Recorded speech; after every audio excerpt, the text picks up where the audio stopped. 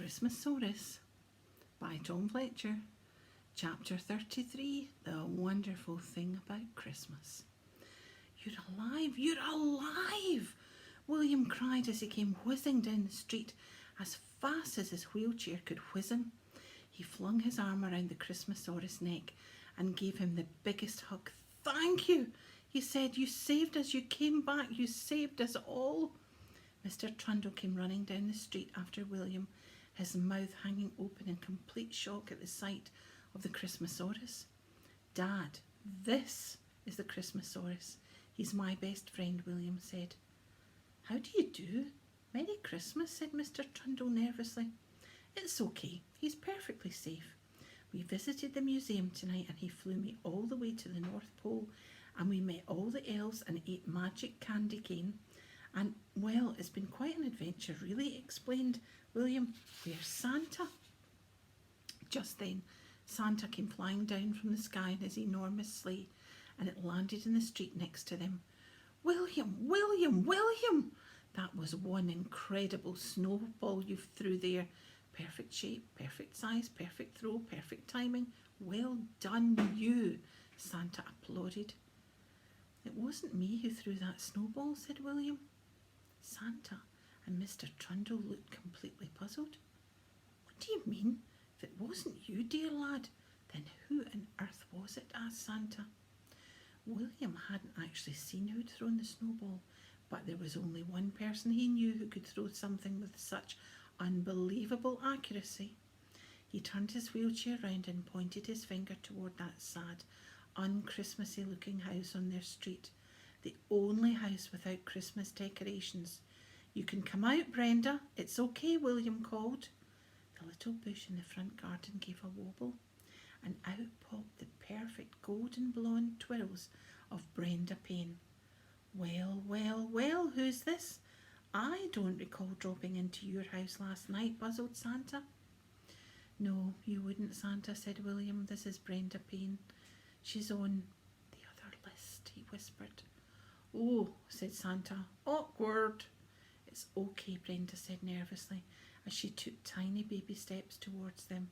"I deserve it," she admitted, and William saw that little smile creep into the corner of her mouth as she gazed up at Santa, unable to look at anything other than the impossibly magical man in red.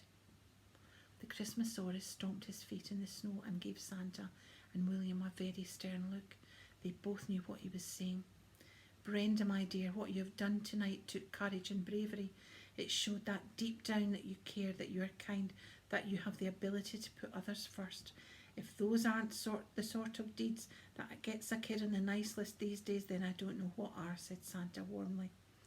"You mean I'm nice?" said Brenda, sounding more surprised than anyone.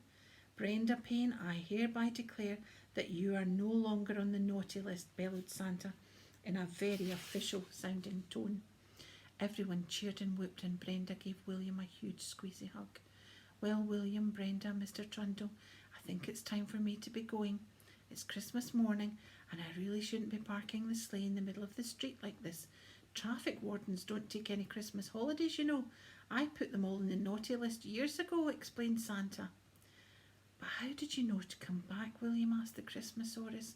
"How did you know we were in danger?" The Christmasaurus shook his head.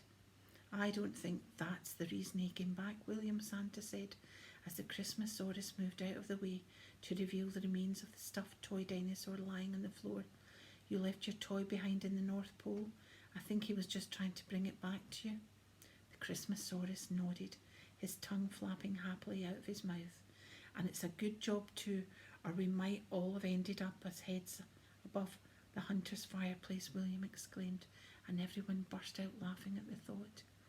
Then William noticed something red, white and scrummy reflecting the sunlight on the floor next to Stuffy. "My piece of candy cane," William cried and scooped it up.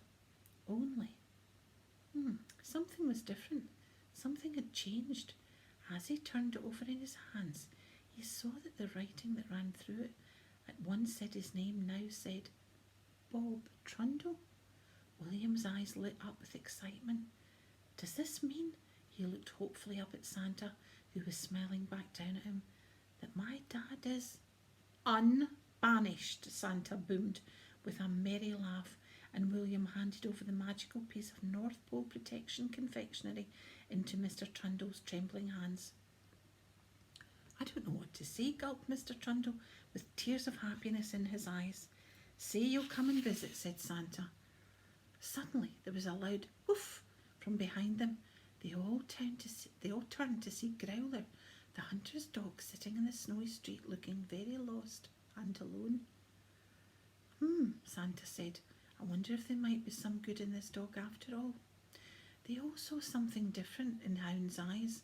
Now that the hunter was gone, he looked happier, nicer. I wonder, Brenda, if you might be able to show him the love and kindness that you have shown here tonight, Santa said. As he spoke, the great shabby dog bounded over to Brenda, jumped up and gave her a big, wet, happy lick across her face. Santa, do you mean it? Can I really keep him? Asked Brenda excitedly. Well, I believe I owe you a present. You are on the nice list now after all, as long as you promise to give him a happy home, said Santa. Of course I will, I love him, said Brenda, and she gave Growler the first hug he'd ever had, which seemed to melt away all the rottenness inside him. The Christmasaurus let out a happy roar as William wheeled himself round so that he was face to face with his dinosaur friend. It was time to say goodbye again.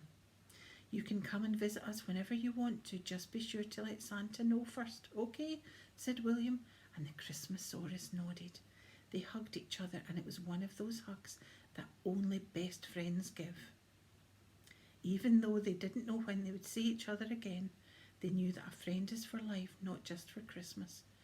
Christmasaurus, Santa boomed, I do believe there's room for a certain dinosaur up front. He pointed to an empty harness at the front of the team of magnificent reindeer. The Christmasaurus looked at the sleigh, then back at Santa with his wondrously icy blue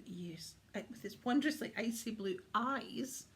You heard me correctly, you silly sausage. I've been flying this sleigh one man down for 30 years, or should I say one deer down.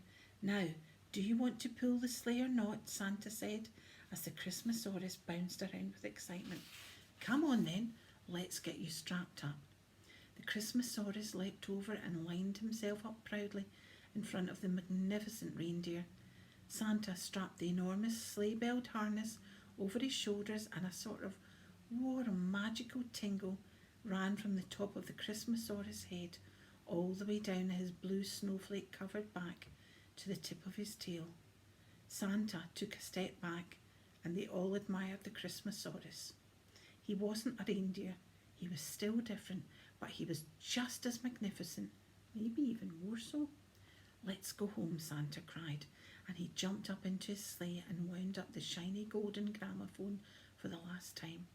As William, Mr. Trundle, Brenda and Growler watched the sleigh start to float softly into the music, a worried voice called out, Brenda!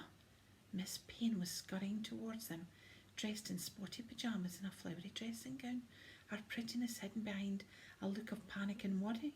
I heard noises, gunshots and roars, and when I looked, you'd gone and Miss Payne froze on the spot.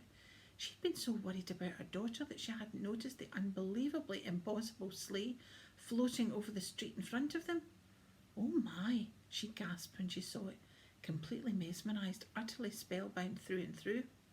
William saw the sparkle of tears well up in her eyes and thought that maybe, just maybe, Miss Payne's heart might have thawed completely. Merry Christmas, Santa called, as Mr. Trundle, Miss Payne, William, Brenda and her new dog watched the sleigh glide over the snowy street, pulled by 8 magnificent reindeer and a flying dinosaur, to the sound of Santa's booming singing voice. As Santa glanced down from the sky above, William thought he'd caught a glimpse of that knowing smile he'd seen earlier that night. Suddenly, Santa pulled on the reins, and the Christmasaurus made a hard turn to the right, guiding the sleigh directly over their heads. William had to spin his wheelchair round to keep sight of them, but as he did, he heard an awful familiar sound. Crunch! That's my foot! Cried Miss Payne, and she jumped back. She slipped on the icy street Just before she landed in a pile of snow, Mr. Trundle caught her in his arms. William was just about to apologise when something stopped him. Just a feeling he got. Instead, he just watched as his dad helped Miss Payne to her feet. "Thank you," she said, looking a little embarrassed. "Don't mention it," said Mr. Trundle. There was a funny little pause, and William noticed that since helping Miss Payne to her feet, Mr. Trundle hadn't let go of her hand. "I'm Bob Trundle," Mr. Trundle said. "I don't believe we've met." "Pamela," Miss Payne replied. "Well, Merry Christmas, Pamela," said Mr. Trundle, with the same silly tip of his invisible top hat. William rolled his eyes, but this time Miss Payne didn't ignore him or cross the street to get away. "Merry Christmas, Bob," she said, and blushed. Perhaps it was the magic of the music falling from Santa's sleigh like a blanket of snow, or maybe Mr. Trundle was feeling particularly jolly as it was Christmas. Whatever the reason, William couldn't quite believe what happened next. "Shall we?" Mr. Trundle said, and he offered Miss Payne his arm to dance. "Oh, I really don't usually dance," spluttered Miss Payne nervously. "Neither do I," Mr. Trundle said with a little chuckle which made them both laugh. She took his arm, and so for the second time that Christmas, William saw his father happily dancing in the wintry air. "This is turning into the best Christmas ever," Brenda said as she stood next to William with her new pet. "I never want it to end." "That's the wonderful thing about Christmas," William said, as his dad spun Miss Payne beautifully over the snow. "Every second away from last Christmas is 1 second closer to the next." The end.